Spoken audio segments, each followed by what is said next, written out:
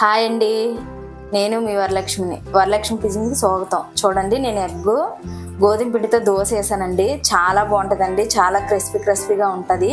ఇలా వేసుకుంటే మాత్రం ఈజీగా అయిపోద్దండి.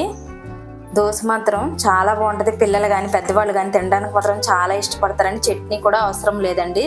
టేస్ట్ మాత్రం చాలా బాగుంటుంది.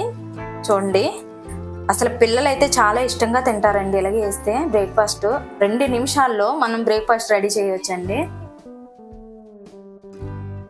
హాయ్ అండి, ఈరోజు నేను బ్రేక్ఫాస్ట్ గోధుమ పిండి ఎగ్ దోశలు వేద్దాం అనుకుంటున్నానండి. అందుకని నేను 1 కప్పు గోధుమ పిండి, 2 ఎగ్స్, 2 ఆనియన్స్ కట్ చేసి పెట్టుకున్నాను, కొంచెం క్యారెట్ తురుము పెట్టుకున్నాను, 2 పచ్చిమిర్చి కట్ చేశాను, కొంచెం కరివేపాకు, కొంచెం కొత్తిమీర, 1 స్పూను జీలకర్ర వేసుకోవాలండి. పెద్దవాళ్ళు కానీ పిల్లలు కానీ తినడానికి మాత్రం చాలా బాగుంటుందండి. బ్రేక్ఫాస్ట్కి ఇబ్బంది పడకుండా ఉండొచ్చు. పొద్దున్నే పిల్లల క్యారేజీలకు కానీ ఇబ్బంది ఏమి ఉండదండి. చాలా బాగుంటుంది. స్నాక్స్కి కానీ పొద్దున్న టిఫిన్కి కానీ అసలు ఏ ఇబ్బంది ఉండదండి. చాలా బాగుంటుందండి. టేస్ట్ కూడా చాలా అసలు ఎంత బాగుంటుంది, ఎక్సలెంట్గా ఉంటుందండి. పిల్లలు మాత్రం బాగా ఇష్టంగా తింటారు. ఇంకోండి, నేను ఈ 2 గుడ్లు మిక్సీ జార్లో వేస్తున్నాను. ఇది మనం మిక్సీ పట్టుకోవాలండి. దోశ పిండి ఎలా పట్టుకోవాలో అలాగే పట్టుకోవాలి. 2 ఎగ్స్ వేసేసానండి నేను ఇందులో.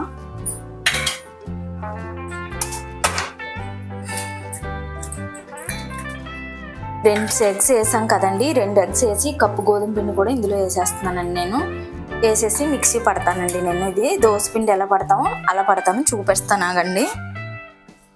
చూడండి, ఎగ్స్ వేసి పడితే ఎలా వచ్చింది. ఇందులో మనం 1 గ్లాసు, చిన్న గ్లాసుని వాటర్ వేసుకోవాలండి. వాటర్ వేసుకుంటే దోశ పిండి వచ్చినట్టు వస్తుందండి. చూడండి, నేను వాటర్ వేసాను, మళ్ళీ పట్టి చూపిస్తాను. ఇంకోండి, మనం మిక్సీ పట్టుకున్నాం కదా, చూడండి ఎలా వచ్చింది. ఇలా నురగగా రావాలండి. ఇలాగ వస్తే దోశ మాత్రం క్రిస్పీగా ఉంటుంది. చాలా బాగుంటుంది తినడానికి. ఇంకో నేను ఈ బౌల్లో వేసేస్తున్నానండి. ఇంకో చూడండి, ఇలా పట్టుకోవాలండి మనం. ఇది ఎలా వచ్చిందో సేమ్ అలాగే పట్టుకోవాలి. ఇంకా మనకి ఇది కొంచెం చిక్కదనంగా అనిపించిందంటే మనం కొంచెం వాటర్ కలుపుకోవచ్చండి. ఇది చూడండి, ఇలా కలుపుకోవాలి. సేమ్ దోశ పిండిలాగే వస్తుందండి, కానీ టేస్ట్ మాత్రం చాలా బాగుంటుందండి. ఇది కొంచెం సాల్ట్ అండి, రుచికి సరిపడగా సాల్ట్, కొంచెం 1 స్పూను పసుపు వేసుకోవాలండి. కలర్ఫుల్గా ఉంటుంది. దోశ కూడా చాలా బాగుంటుందండి. ఇలా తినడానికి మాత్రం సూపర్గా ఉంటుంది. అందుకే నేను కొంచెం పసుపు వేసాను. ఇంకోండి, నేను ఈ పిండిలో తురుము పెట్టుకున్నాను కదా, అవన్నీ వేసేస్తున్నాను. చూడండి, క్యారెట్ తురుము, ఉల్లిపాయలు, పచ్చిమిర్చి, కరివేపాకు, కొత్తిమీర ఇవన్నీ వేసేసానండి. కొంచెం జీలకర్ర వేస్తే మాత్రం చాలా బాగుంటుందండి టేస్ట్. ఇంకోండి, వేసిన తర్వాత ఇలా కలిపేసుకోవడమే. ఇలా కలిపేసి ఇంకా దోశ వేసేసుకోవడమేనండి. చాలా బాగుంటుంది. చూపెడతానండి దోశ వేసి. ఇంకోండి, పెనం పొయ్యి మీద పెట్టాను కదా, వేడెక్కింది.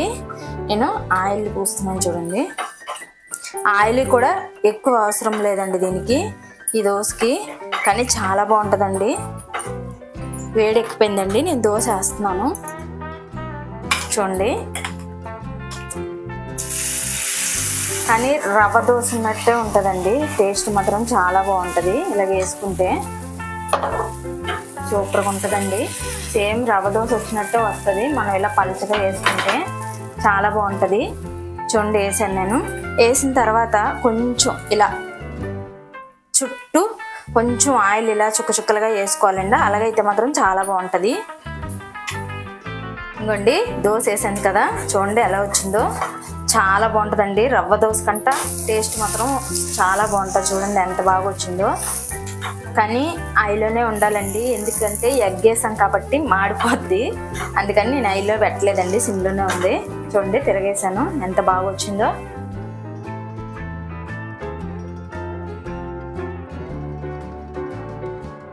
హైలో కాదండి, లో ఫ్లేమ్లోనే ఉండాలి. ఎందుకంటే మనం ఎగ్ వేస్తాం కదా, పైన వేడి ఎక్కువ వరకు హైలో ఉన్నా పర్వాలేదు. తర్వాత దోశ వేసాక సిమ్లోనే పెట్టాలండి, మనం మాడిపోద్ది లేకపోతే. ఇంకా అయిపోయిందండి. ఇది నేను తీసేస్తున్నాను.